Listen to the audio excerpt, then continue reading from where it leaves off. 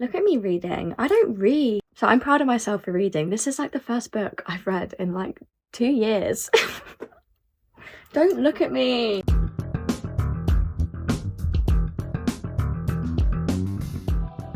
So this is my week 1 check-in. I did try to film this yesterday, but I just was not feeling talkative. And that is my period for you. I'm a moody fucking bitch. Get yourself a cup of water, please.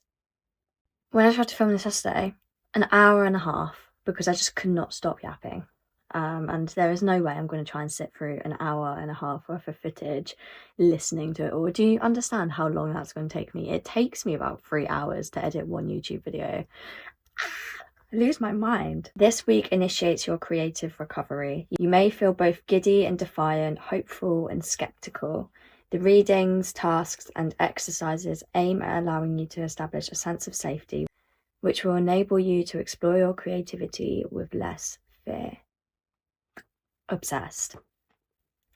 So in the reading, Julia Cameron speaks a lot about shadow artists, which are people who essentially live in the shadows of artists. So they surround themselves with creatives, and they might marry an artist, marry a filmmaker, marry a fucking writer or something like that. They never choose to pursue their creativity, and they kind of like live vicariously through that other person. And you become a shadow artist simply because you lack the support necessary to be able to explore your creative side. So week 1 is giving you that sense of safety so that you can break out of that kind of like shadow artist that you might have become and unblock it. She also talks about how shadow artists can end up pursuing a career that is in the same breath as, you know, their creative passion, but it's a more practical and like socially acceptable and easier career route to go down. So for example, artists might end up becoming art teachers. Writers might go into lawyering or some kind of talking, kind of wordy profession. And she writes here, which I really, really loved. And so the child who is himself a born storyteller may be converted into a gifted therapist who gets his stories secondhand. Just makes me really sad. So she's talking about how artists will always love other artists, and they will always choose to surround themselves with creative people, like-minded people. You're surrounded by creatives and you might look at yourself and be like, why am I not that talented? But Julia Cameron writes, it is not the talent nor the skill that makes you an artist. It is the audacity to create that makes you an artist, which I fucking loved and I'm so obsessed with, because that is literally so true. It's getting over your fear of being perceived. It's getting over being cringy.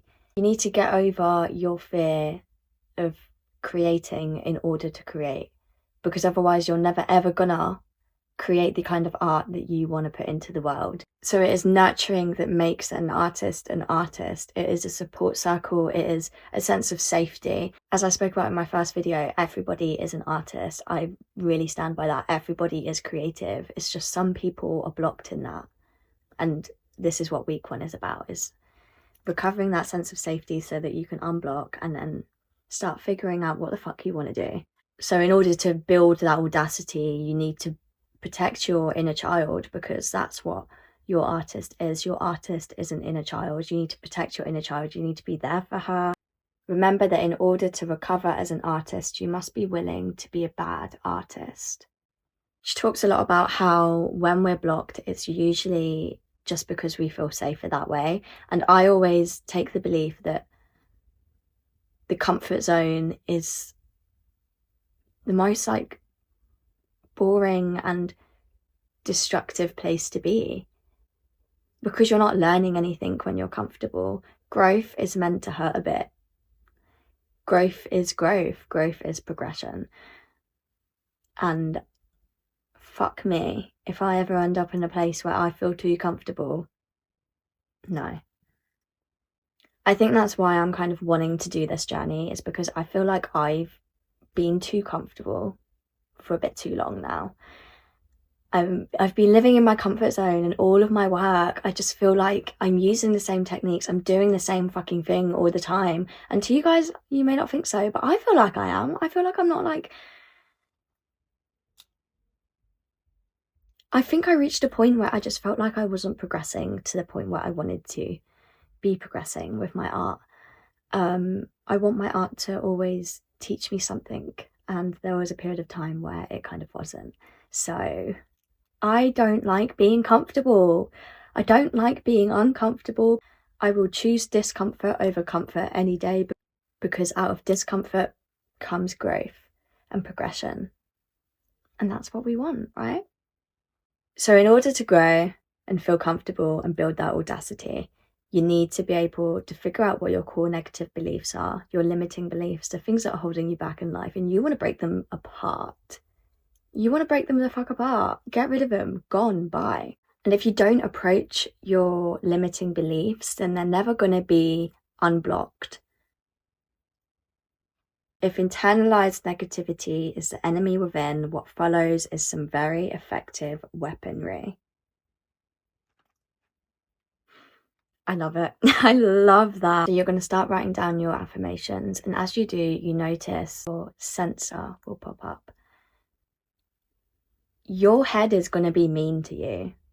Your head is going to be fucking awful as you start writing down, I deserve a rewarding creative life.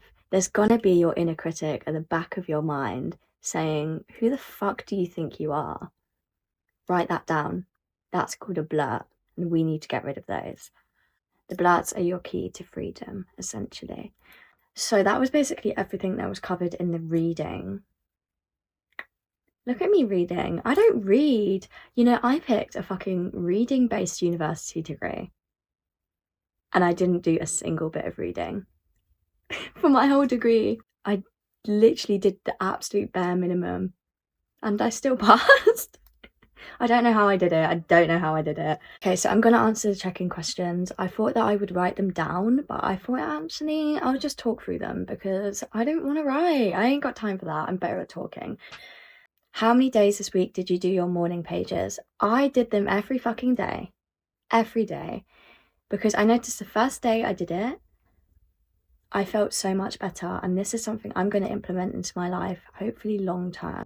It's gifted me so much clarity and understanding of myself, and I literally just write down everything I'm stressed out about, and it really helps me to process it. And then I build myself a little like idea of what I want to do with the day and what like looks I want to film. And yeah, morning pages have actually saved me, and I highly recommend doing them. Even if you're not going to do this course, start writing 3 pages in the morning of everything that comes into your head. Just write it down. Let me know in the comments what you think after you've done the morning pages for a while, because I'm not going back. My head feels so much more quiet.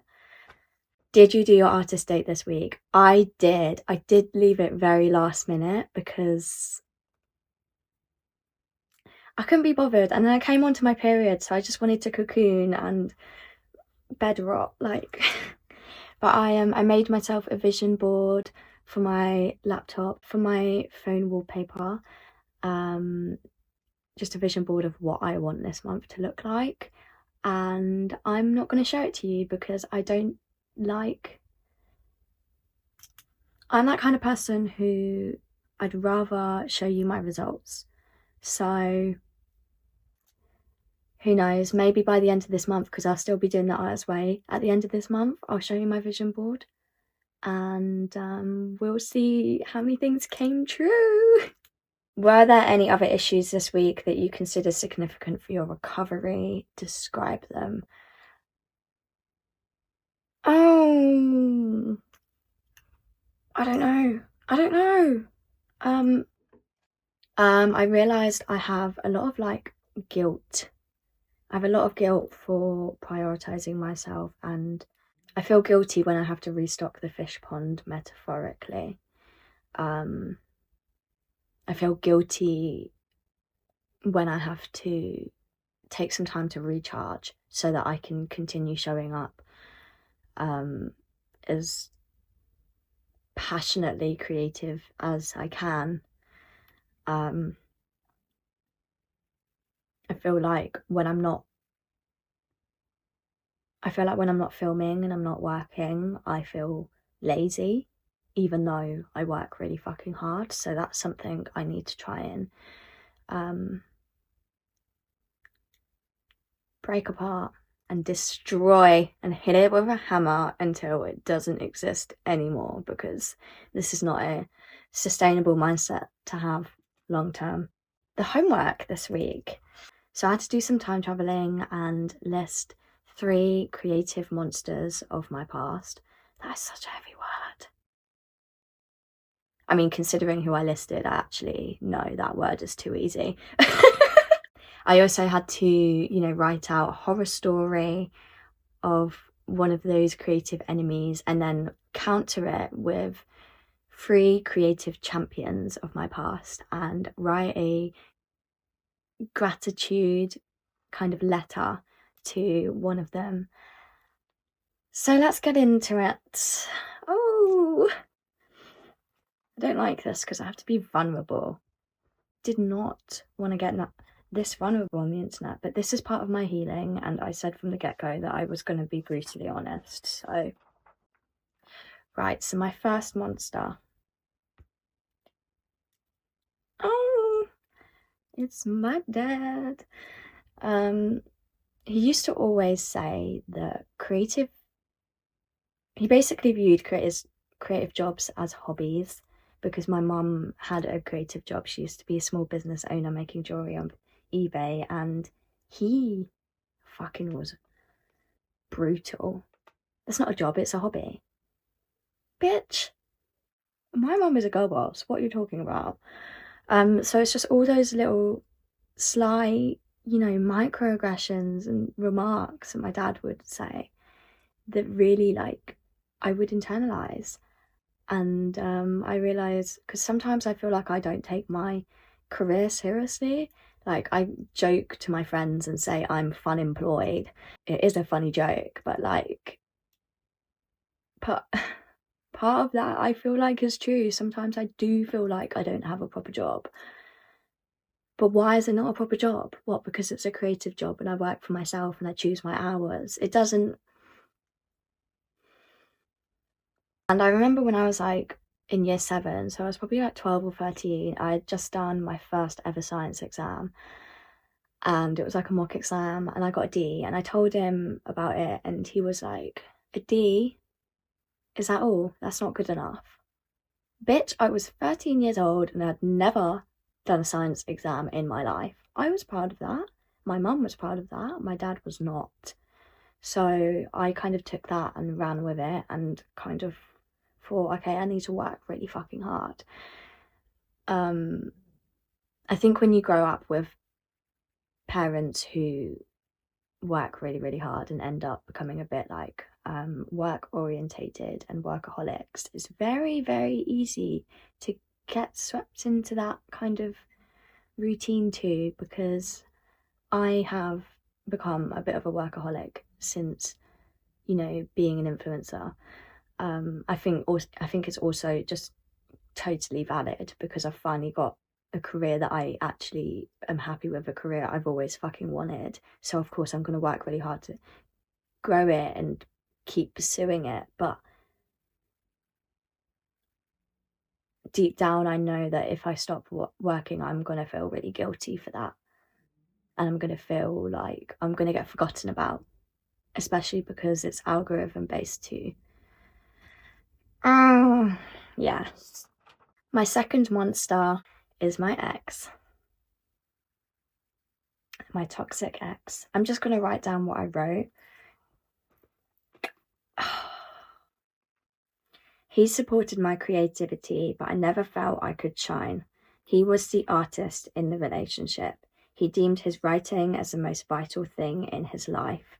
It was his mission. He made this clear, and so my pursuits remained on the back burner. They hid in the shadows. He took all the glory, whilst I vicariously lived through him.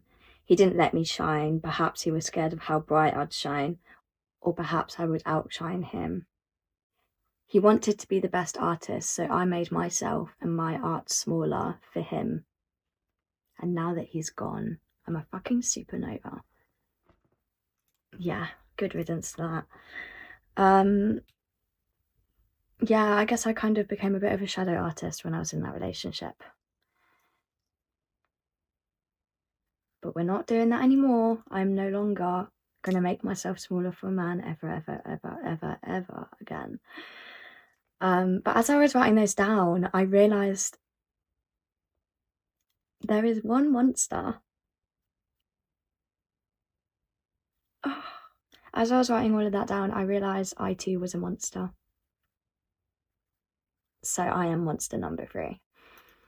As I write down these monsters, I come to realise that I am the biggest monster that has impacted my creative self-worth. I let these creative enemies shape how I value myself and my art. I put their opinions on a pedestal and placed my own self-concept in the shadows. Although I acknowledge their parts in holding me back creatively, I also recognise my part in this. That felt really good to write, I'm not gonna lie. Holding myself accountable from all my poor choices in the past. But yeah. So moving on to my champions of creativity, I wrote down, I've got quite a few people here. So I have like my family and my best friends. So I've got my sister Emma and my best friend Ruby.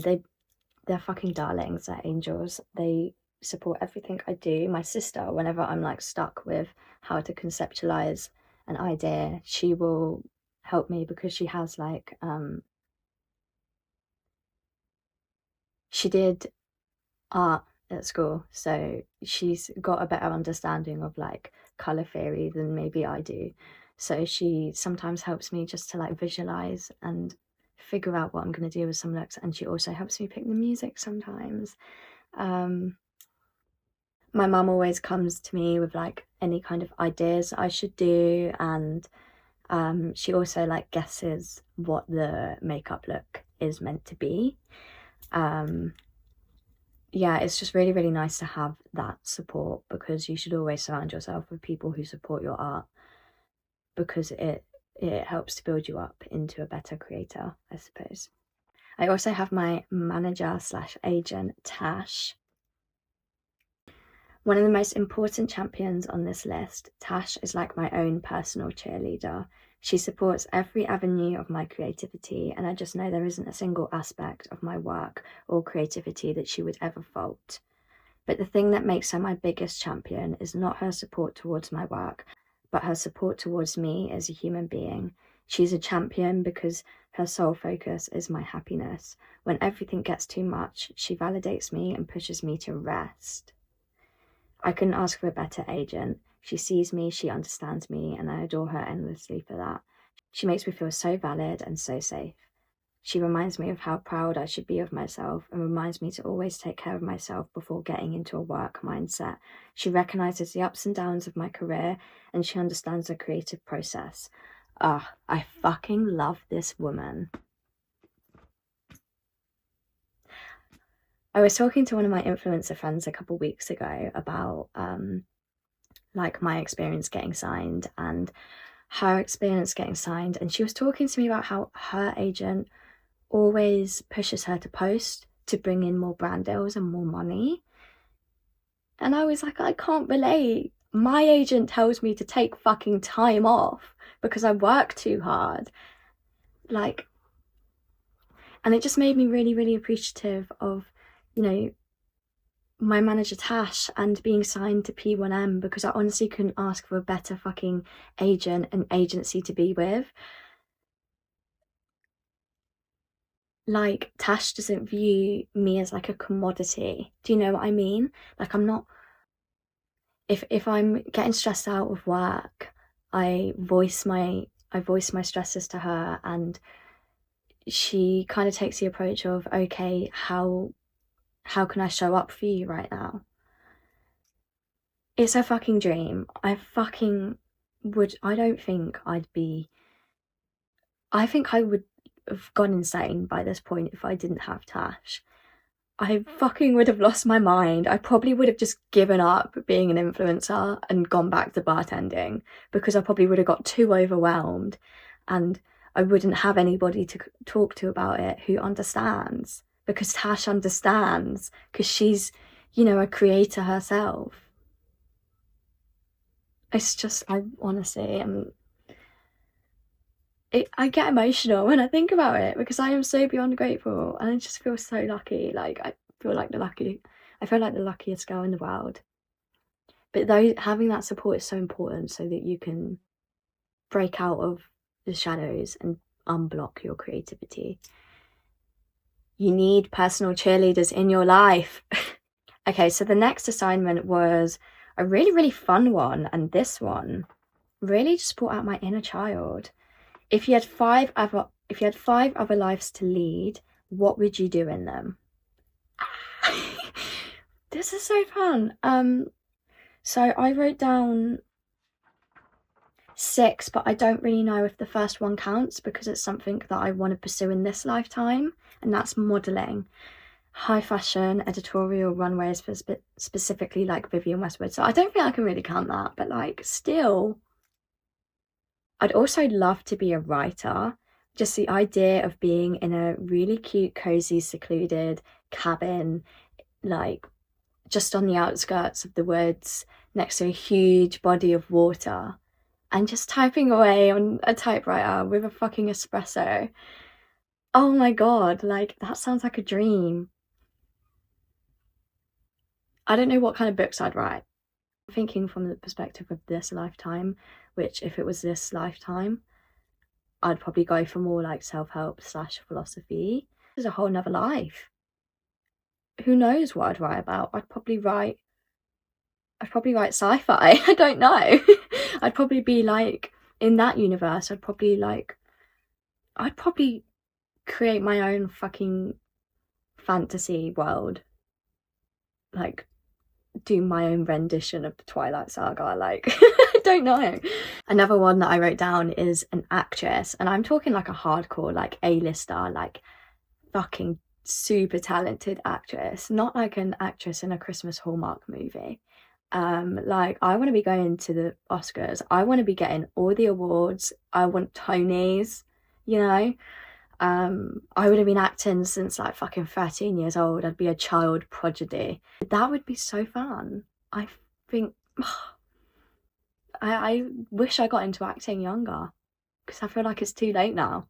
It's never too late for anything, but like, also, like, I wouldn't just do film or TV shows. I would also be in theatre as well. I also wrote down musician. Like, I do play music, but I definitely am not anywhere near wanting to actually be... I don't want to pursue it. I do music, I don't want to pursue it, but like, it would be so cool to be, you know, like a child prodigy but in music, and be like selling out fucking Wembley arenas. By the way, guys, I added up all of my followers on all of my platforms the other day, and I think if I combine all my followers, that like fills up, I think it's 3 or 4 Wembley stadiums. Wembley Stadium is the biggest stadium in the UK. It's scary. Oh, that just made me feel a bit overwhelmed. I just wanted to visualize the quantity of followers I have, because it's very, very hard to like... It's very easy to get caught up and be like, oh my god, I feel like I'm not big because I haven't got 1 million followers. Nearly like 300k on one platform is a lot of people. I also wrote down designer, specifically like fashion. I would love to be able to design my own clothes and go into high fashion and just see my looks on the runway. That would be fucking cool. Cool as fuck.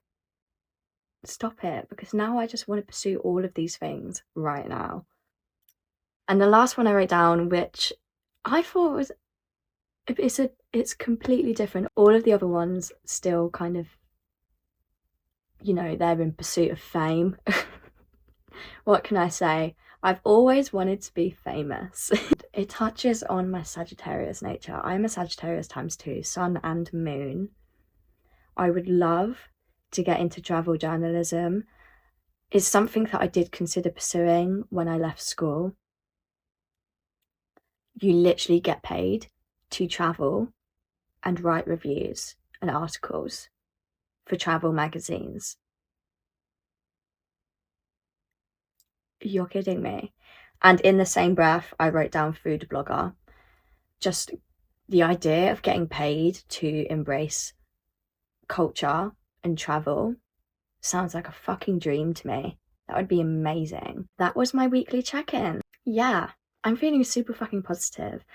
I am a couple days late with this check-in. Life happens, so I am behind. Week 2 is recovering a sense of identity. I'm very excited to get into it.